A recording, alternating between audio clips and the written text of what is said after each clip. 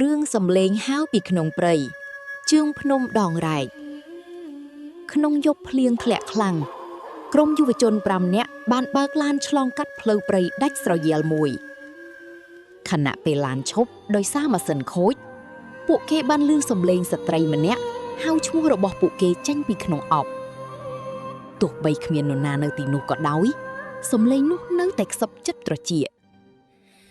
អ្នកភូមិបានប្រាប់ថាមានខ្ទមចាស់មួយដែលគ្មានអ្នកណាហ៊ានចូលផាក់ដីបានបង្ខំមិត្តភ័ក្តិឲ្យចូលទៅថតវីដេអូនៅខាងក្នុងពួកគេបានឃើញតុបូជាពេញដោយធូលីនិងរូបថតចាស់ៗនៅពេលកាមេរ៉ាបញ្ចាំងឡើងពួកគេបានឃើញស្ត្រីសក់វែងឈរនៅជ្រុងបន្ទប់នៅពេលក្រុមការងារឆ្លងកាត់ស្ពានថ្មចាស់មួយ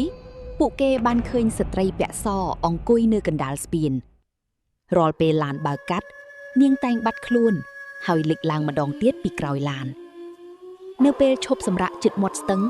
ពួកគេបានឃើញមឈូសឈើចាស់មួយអណ្ដែតលើទឹកអ្នកចាស់ក្នុងភូមិបានប្រមានថាមិនត្រូវប៉ះវាទេប៉ុន្តែសុភ័ក្របានយកដំបងទៅគោះលើគម្របមឈូសនៅយប់នោះសំឡេងគោះបានលាន់ចេញពីក្រៅតង់លីដាបានឮសំឡេងក្មេងយំពីក្នុងទឹកហើយដើរចូលព្រៃតែម្នាក់ឯងពេលមិត្តភ័ក្តិតាមរកនាងកំពុងឈរនៅកណ្ដាលទឹកជាមួយស្ត្រីមុខសស្កាំងម្នាក់ភ្លាមដៃខ្មៅបានលូកចេញពីទឹកទាញនាងចុះក្រោមក្រុមការងារបានចូលស្នាក់នៅវត្តចាស់មួយដែលគ្មានព្រះសង្ឃនៅពាក់កណ្ដាលយប់ពួកគេបានឮសំឡេងសូត្រមន្តចេញពីព្រះវិហារនៅពេលចូលទៅមើលពួកគេបានឃើញព្រះសង្ឃគ្មានមុខអង្គុយសូត្រធម៌ក្នុងភាពងងឹតអ្នកភូមិបានប្រាប់ថាដើមអំពិលធំមួយនៅចុងភូមិមានវិញ្ញាណស្ត្រីចងកស្លាប់នៅពេលក្រុមយុវជនទៅថតពួកគេបានឃើញខ្សែពួរចាស់ព្យួរលើមែកឈើនៅម៉ោង 12 យប់សាកសពមួយបានធ្លាក់ពីលើដើមឈើចុះមកបន្ទាប់ពីរត់គេចពីភូមិពួកគេបានឡើងឡានក្រុងវិញ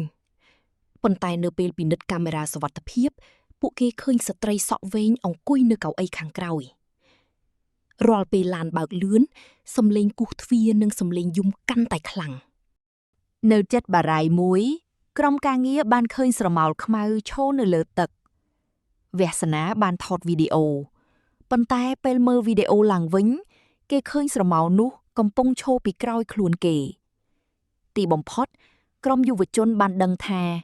វិញ្ញាណទាំងអស់ពាក់ព័ន្ធនឹងស្ត្រីម្នាក់ដែលត្រូវបានសម្លាប់និងបោះចូលសមុទ្រកាលពីជាច្រើនឆ្នាំមុននៅពេលព្រះច័ន្ទពេញវង់មឈូសបានបើកដោយខ្លួនឯងហើយដៃខ្មៅបានលូកចេញពីខាងក្នុងខណៈសំឡេងស្ត្រីសើចលាន់ពេញឆ្នេរ